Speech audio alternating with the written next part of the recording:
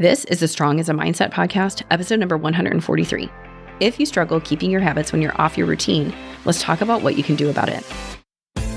This is the Strong as a Mindset podcast, where you'll learn how to build both a strong body and a strong mind by eating, moving, and thinking.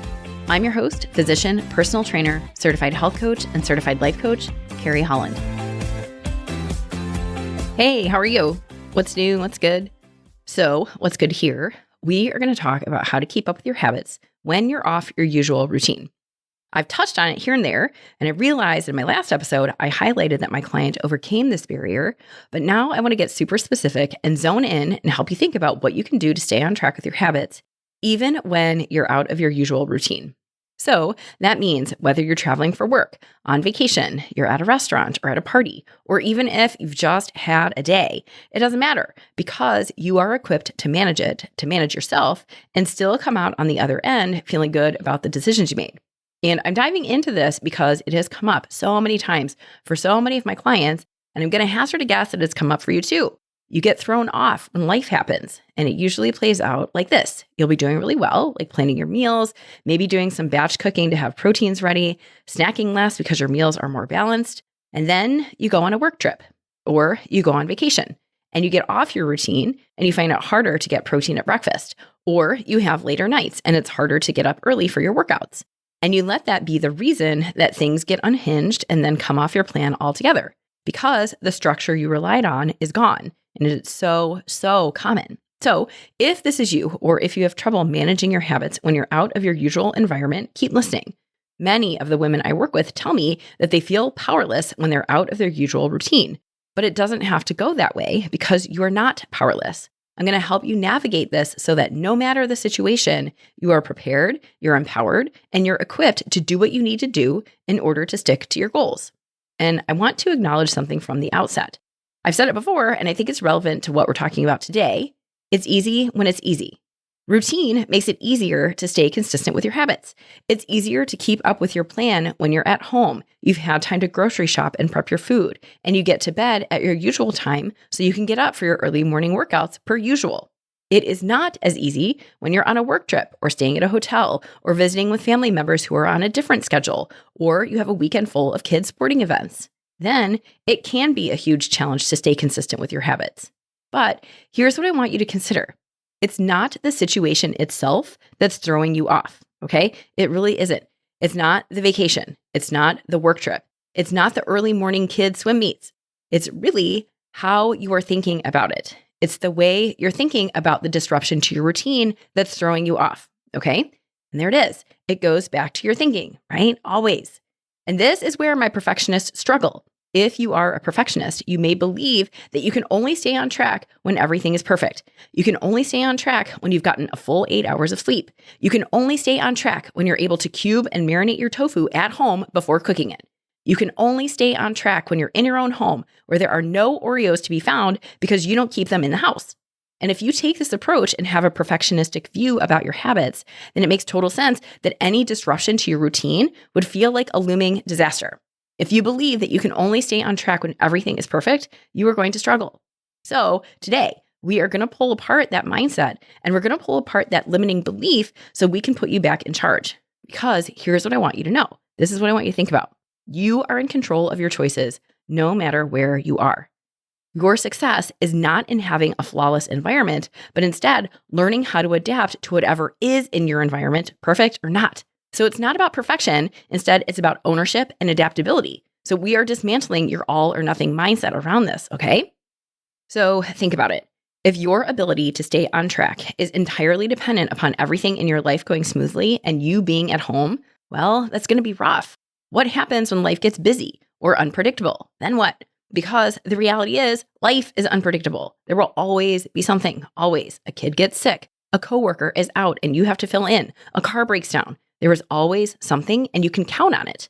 So instead of holding your life to an impossible standard of perfection before you follow through on your habits, instead of aiming for the perfect routine, what if you change your goal to build the skills, discipline, and flexibility you need to adjust and make the best choices for yourself in any situation? And do you see what we're doing here? When you turn your focus onto yourself, then you're putting yourself in control. You stop leaving your decisions and your follow through up to chance, depending on where you are, who you're with, or what time it is. What you're doing is taking control of your choices, regardless of what's going on around you. And that is so much more empowering than living at the effect of your circumstances. It is so much more empowering to know that you will get a workout in no matter where you are than it is to decide, well, I'm traveling. There's no way I can exercise while I'm out of town. It is so much more empowering to know that you absolutely have it within you to eat healthy foods even when you're on vacation than it is to throw your hands up in the air and say, well, shoot, we're on vacation. We're in a hotel. There's no way I can eat healthy here. No. So today, my goal is to help you shift that mindset so that you feel in control and stay on track no matter what is happening around you. I want you to see that waiting for perfect conditions is a losing game that will cost you time, energy, and definitely progress. And instead, the real skill is learning how to pivot and to make intentional choices that will keep you moving forward even when you're out of your usual routine. And please know, you do not have to be perfect. We are not looking for perfect here. You do not have to be perfect, but you do have to stay engaged. And that's what I'm going to help you do today. So before I dive into this, I want to take just one quick second and ask for your help. So if you like what you've been hearing and you've gotten value from this podcast, I would love it if you could leave a 5-star review of the show.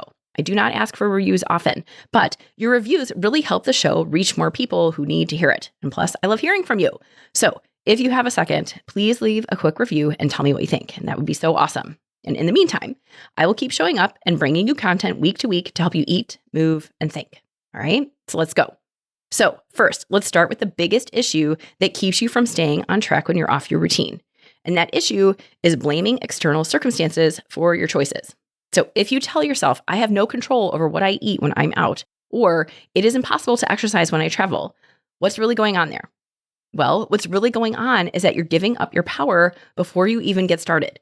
You are reinforcing the idea that your success is dependent on external circumstances instead of your own decisions. And when you think this way, it's really easy to feel powerless or frustrated because it will always seem like life is happening to you instead of you actively making your own choices. But here's a hard truth. While your circumstances might change, like where you are or who you're with, your ability to decide how to respond does not change, okay? That is huge. It is so, so important to grasp that and accept that. Your ability to decide how to respond does not change, no matter what is going on around you. When you own that you are in charge of your choices, you also own your ability to change them. And here's an important point to remember. There is always something within your control, whether that's your portion size, your movement, or even your mindset and how you think about your situation. And when you recognize that, there's always something you can control, you regain your authority. So think about it this way. Imagine 2 women are on a work trip. So same situation. They're both out of town in the same hotel with the same meeting schedule and same work dinners out. One of them sets her alarm for 5 a.m. and gets up and does a 30-minute treadmill walk before she races to the shower to get ready for her day full of meetings. She's got dinners out with her coworkers, but she skips the alcohol and leaves dinner by 8:30 so she can get to bed by 9 so that getting up early is not a problem for her. Meanwhile, the other woman tells herself, I'm out of town. I'm at a hotel. There are dinners out. There's going to be late nights. There's no way I can work out. So she stays out late with her coworkers, has alcohol because that's what everyone else is doing, and she sleeps in until the last minute, racing to get ready before her day of meetings starts. So working out is not even a consideration for her, and she tells herself, I'll pick it back up when I get back from this trip. So what's going on here? It's the same situation, but one woman found a way to be consistent while the other woman completely derailed. Why is that? What's the difference? So to be clear, it is not a difference in willpower or motivation. It's a different mindset. One woman sees the disruption to her routine as a reason to pause, think ahead, assess, and make the best choices she can with what's in front of her, even if it's not perfect. The other woman sees the disruption to her routine as an excuse to throw in the towel and decide, well, I'm out of my routine. I'll figure it out when I get back. And for now, I'll do whatever. Same situation, different mindset. And here's what's important to know. Your ability to navigate unexpected circumstances or changes to your routine is not about being perfect. So instead, it's about being flexible and staying engaged with the process and thinking through a plan instead of checking out and throwing your hands in the air. And I'm not saying that to be harsh. I'm sharing this comparison to illustrate that you do not have to wait for your life and your schedule to be perfect in order to feel in control. You can stick to a plan. You can eat in a way that feels good, even when you are away from home. Even when you're on a work trip with coworkers, even when you're on vacation, you always have choices. You don't need a perfect schedule or an environment that's just right in order to be successful, because life doesn't work that way. Plans will change, responsibilities will shift, and the unexpected will happen. That is a given. But when you recognize that your choices matter more than your circumstances, you will move from feeling powerless to feeling capable. Nights out, vacations, work trips, and kids' sports tournaments will be less daunting. Changes to your routine won't be such a big deal anymore, because you'll see that 1, you are not a victim of your circumstances, and 2, the goal is not to do it perfectly. Instead, it's to make the best decision you can in your situation, no matter how messy or imperfect it might seem.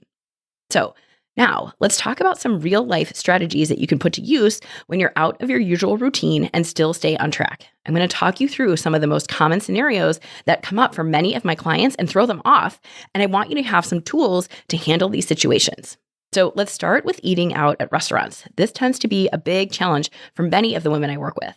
And that's because often eating out feels like a free-for-all. All of the structure that you normally follow goes out the window. There are all kinds of foods available. You really have no idea how much butter, oil, salt, sugar, and fat they're sticking on your dish.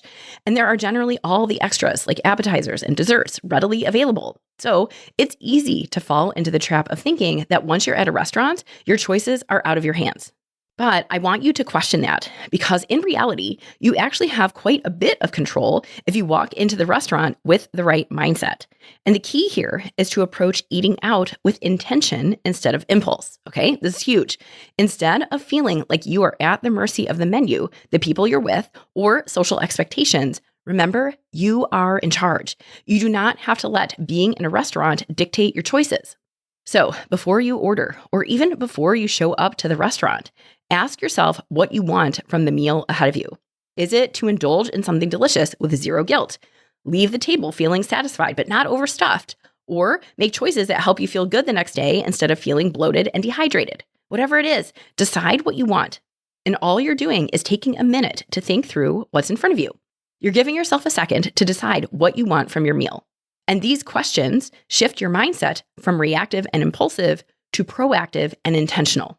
And again, this is not about following a rigid set of food rules, but instead, it's about finding balance, making conscious choices, and eating a meal at a restaurant without feeling like you've lost all control. So, one of my most favorite ways to prepare yourself for your meal out is to decide ahead of time how you want to feel at the end of the meal. Do you want to leave feeling satisfied and energized, or sluggish and overly full? Decide how you want to feel. Then work the process backwards and think through the choices that you've got to make in order to align with that goal. When you decide how you want to feel when the night is over, making that decision alone can be what guides your choices as you look at the menu and navigate the larger portions that generally come with your restaurant meal. Another important strategy to managing meals out is looking at the menu ahead of time if it's possible. It is a lot easier to walk into a restaurant knowing what you're going to have instead of winging it in the moment. I've talked innumerable times on the podcast about how much mental energy and mental gymnastics you will save yourself when you decide your meals ahead of time, and this most definitely applies to restaurant meals too. And beyond that, when you do look at the menu, whether it's ahead of time or even if it's right in the moment because you didn't know what restaurant you were going to until you got there, when you look at that menu, I would encourage you to approach it with a balanced mindset. What does that even mean? It means that instead of immediately zoning in on the lowest calorie meal option, or instead of saying all bets are off, you land somewhere in the middle. You focus on balance. So that means you aim for a meal that includes protein, healthy fats, fiber, and veggies, while still allowing yourself to enjoy the experience. That means you find something that actually sounds good to you, not just whatever has the lowest calorie count on the menu. And at the same time, you don't necessarily go for the richest, biggest, wildest, most indulgent item on the menu either. You're choosing something that keeps you feeling good in the moment while you're out, but also does not lead you to feel regret later. It's balance. And while I'm speaking of balance, remember one of the other strategies I've shared before for eating out. Consider all of the extras that come with your meal, things like appetizers, the bread basket or chips, drinks, and dessert. And choose one of those extras. And this is instead of having it all, because often when you do have all 4 of those extras, you're eating the equivalent of a second dinner before you even had your actual dinner. So another strategy when you're at a restaurant is to pay attention to portions. It is very well known that most restaurant portions are much, much bigger than what you would serve yourself at home. So when the burrito that's as big as your face lands in front of you, instead of feeling obligated to clean your plate, remember that you've got options. You can split your entree with a friend. You can ask for a to-go box to come out with your meal and box half of it to come home with you. Or you can practice eating mindfully and paying attention to your fullness and satiety signals and practice stopping when you're satisfied instead of stopping when your plate is clean. And that's just it. I want you to remember that just because the food is in front of you, it doesn't mean you have to eat all of it. You can leave food on your plate, even if you were always part of the clean plate club. Even if your parents taught you that in order to have dessert, you have to finish every last bite of dinner. We are unlearning food rules here, okay? So much of what we bring into our adult lives is based on rules that we just took at face value because they came from the adults in our lives and we didn't know any better. But I want you to feel empowered to give yourself permission to write your own rules. Your body's needs come before any sense of obligation to clean your plate, okay? Please really hear that. Your body's needs come first, always. And if you have a hard time with food waste, please remember that it is a waste either way. It is waste if you throw your food in the garbage can, sure. But it is also waste if you eat food when you're not hungry and those excess calories get stored on your body in the form of fat. Do you see that? It is waste either way. And then the question becomes, do you want that waste in the trash can or do you want that waste on your own body? So when you tune into your hunger and fullness cues and eat according to those, instead of when there's no food left on your plate, you will walk away from your meal feeling satisfied instead of feeling overstuffed. The takeaway here for when it comes to eating at restaurants is this. When you shift your mindset from eating out means all bets are off to I can go out and still make choices that support my goals, you'll find that restaurants do not have to be a roadblock to your progress. Really. So many of you have told me that you struggle eating out, and we have to work through this. You can eat out and still lose weight, okay? I promise. But you have to see it differently. You can't approach meals out in the same way you always have if you want to see results. So I want you to see your meals out as just another opportunity to practice balance, self-awareness, confidence, and authority in your choices. Now that we've talked about some approaches to try when you're at a restaurant, let's switch gears and talk about what you can do when you're at a party or social gathering. So it makes sense that social events would be a challenge because often they revolve around food and drinks. But the key to navigating these events is to set yourself up for success before you even walk through the door. And one of the easiest ways to do this is to not arrive at your event hangry, okay? Do not starve yourself all day long in anticipation of the party. Instead, have something with protein and fiber beforehand so you don't arrive at the party ready to eat anything in your path. When you're overly hungry, it is harder to make intentional decisions about your food choices because your brain is going to tell you to go crazy because you've been starving yourself all day. So don't try to save up all your calories for the party. This approach nearly always backfires, and I do not recommend it. And then once you are at the party, consider going by the one plate rule. And it's just as it sounds. You make one plate full of food that you actually want, and you have it. And this is instead of mindlessly grazing on appetizers, desserts, cheese and crackers, or other snacks throughout the night before you get to your actual dinner. Have a plate, put whatever you want on it, and enjoy the heck out of it. And then move on. So sticking with one plate will help you with portions, but it will also help you to focus in on what you really want. So think about it. Often at parties, and especially when there are buffets or potlucks, there tends to be a load of options. There tends to be too much food. So when you stick to one plate, I would encourage you to prioritize what food looks good to you and what foods you really want to have.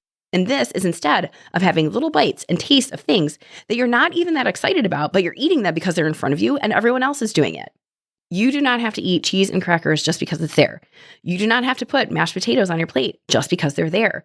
You do not have to choke down a scoop of ambrosia salad just because it's there, okay? Do you remember ambrosia salad, the one with the marshmallows, coconut, and oranges and pineapple? It's always at parties and it's not my favorite. And you don't have to eat it just because it's there. So think of your one plate as precious real estate.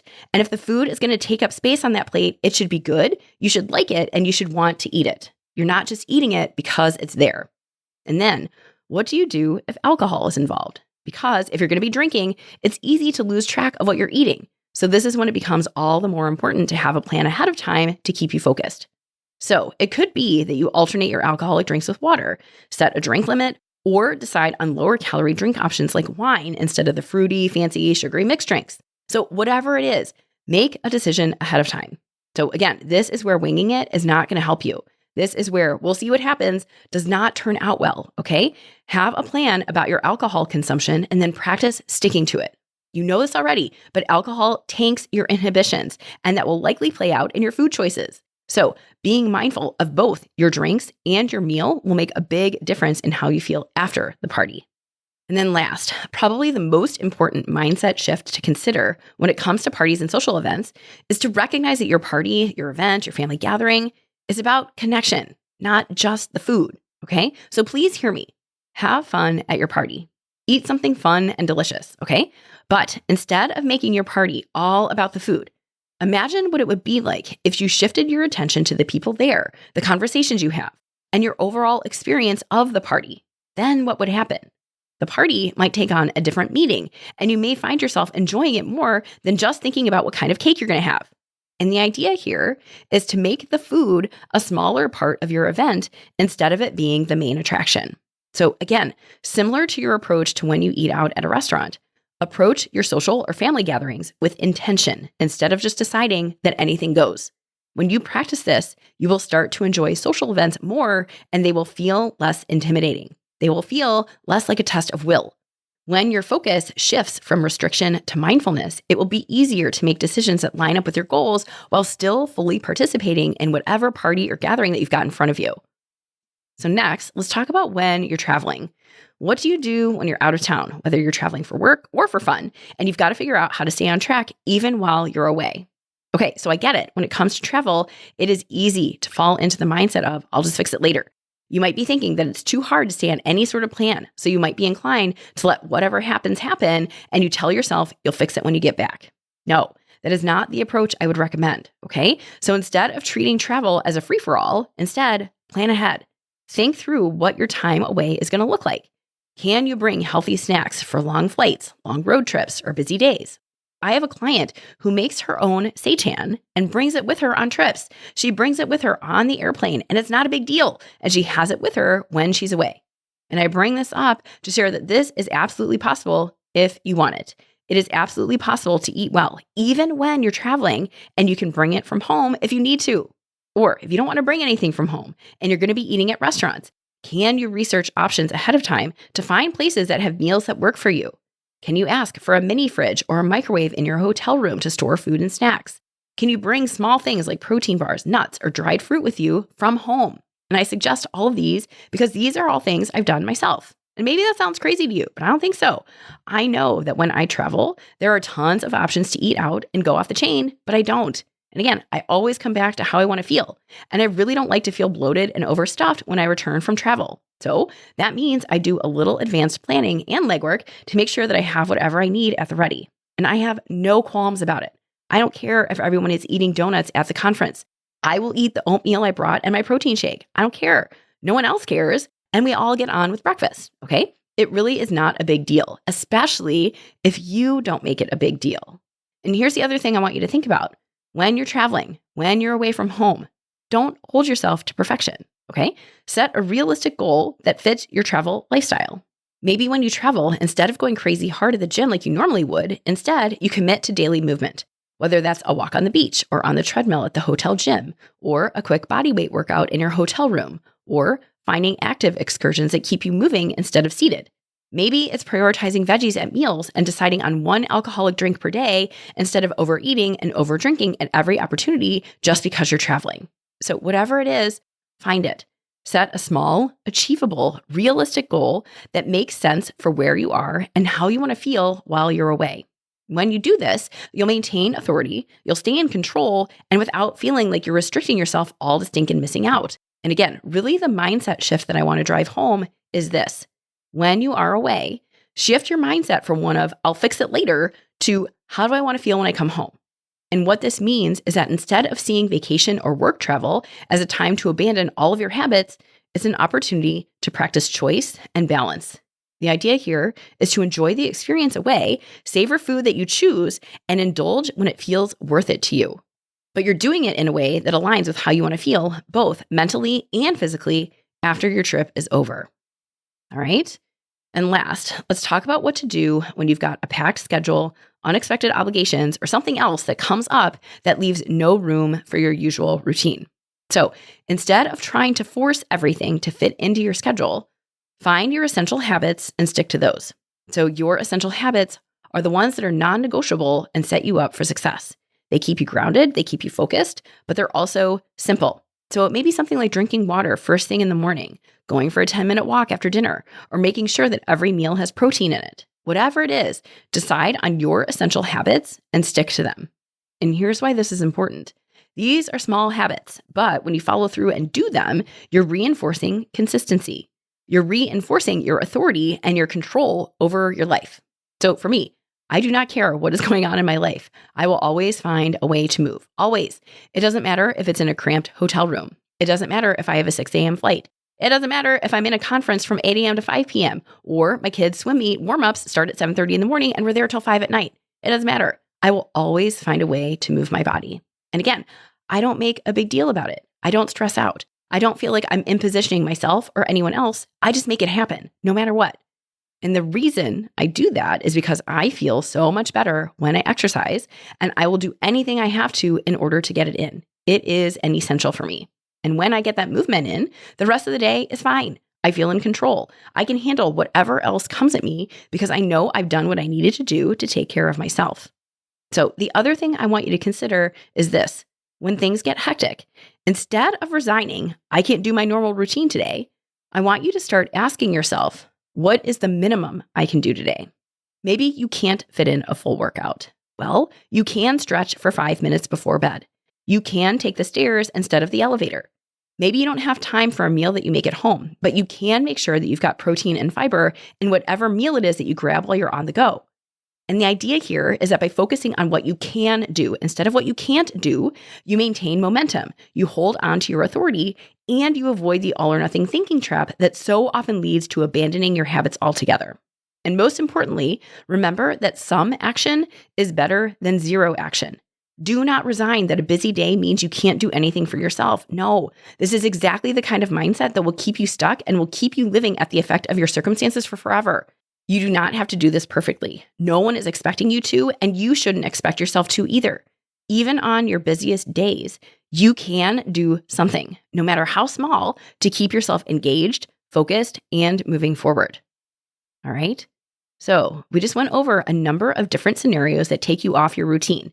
Things like eating out at restaurants, parties or social gatherings, travel and vacation, and then hectic days.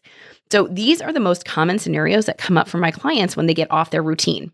And now you've got multiple different tools and strategies and concepts to try out. And even as I was putting this episode together, I realized that these strategies often overlap and don't just apply to one setting. Using the one plate rule can apply at parties and at restaurants. Asking yourself, what is the minimum I can do today, applies not just to busy days, but days when you're also traveling or on vacation. So the tools overlap, and I can only encourage you to choose one and try it out. Try something, okay? Nothing changes if nothing changes. So please do not resign that it's all over just because you're off your schedule. And I want to underscore a super important point here. One of the biggest mindset traps that hold you back when you're out of your usual environment is the belief that if you can't do everything perfectly, then you might as well do nothing at all. It's all or nothing thinking, and this will lead you to extremes, whether you're all in, following all the rules and hitting all of your targets, or you're completely off the rails, giving up after one setback. And this approach is going to make lasting change impossible for you. Because if you want to succeed, you have to figure out how to manage yourself even when the conditions aren't perfect, even when you're outside your home, even when you're on vacation or at someone else's house. There has to be flexibility without it turning into a free-for-all. And this is when it becomes super important to remind yourself of the impact of your small choices. They all add up. So doing something, even if it's not your ideal version of progress, that is better than doing nothing at all. A 10-minute walk when you can't fit in a full workout is still moving forward. A side of veggies instead of French fries with your burger when you'd normally have a salad and protein, still moving forward. It's like brushing your teeth. If you forget to brush your teeth one night, you don't decide, well, shoot, I screwed up. I'm never brushing my teeth again because I didn't do it perfectly. No, you don't do that with brushing your teeth. So why is eating or exercising any different? They're all habits. The goal is not to be perfect. The goal is to do your best with what you have where you are. What really matters when you're out of your usual environment is that you keep going, no matter what. The worst thing you can do is let one imperfect choice spiral into a pattern of giving up entirely. I see it all the time, and the mental and physical toll is real, and it's unnecessary. But if you tend to fall into all or nothing thinking, especially when you're off your routine, focus yourself with this question. What is one thing I can do today to feel proud of myself? That's it. One thing. It does not have to be big. It can be that you chose water over soda. It can be that you stretch for 5 minutes. Or it could be that you give yourself a short pause before making a food choice to check in with yourself and see how you're feeling. So when you shift your focus to the small wins, it becomes easier to stay engaged in the process instead of getting overwhelmed with decisions.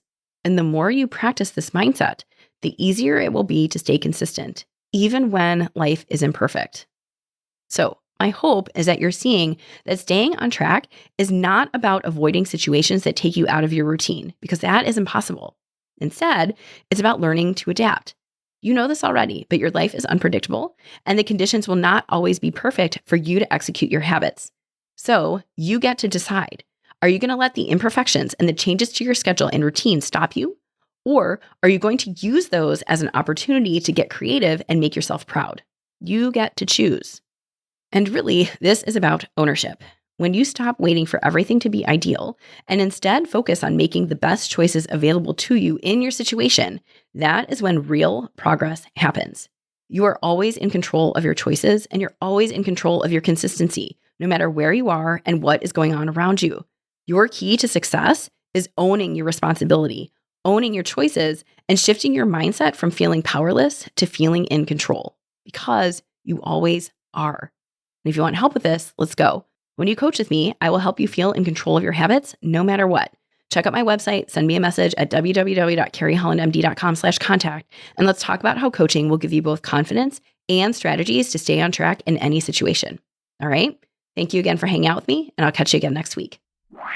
Hey, if you want to build muscle but don't know where to start, I've got you covered. Head over to carriehollandmd.com/buildstrength and download my free guide to help you maximize your strength training.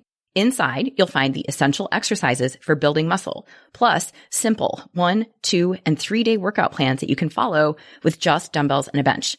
You'll also find strength training tips to help you train smarter and see real results. My goal is to help you get strong, and this strength training guide will help you do it. Go to carriehollandmd.com/buildstrength and check it out. Thank you for listening to the Strong is a Mindset podcast. If you want to learn more about how to build both a strong mind and a strong body by eating, moving, and most importantly, thinking, check out carriehollandmd.com.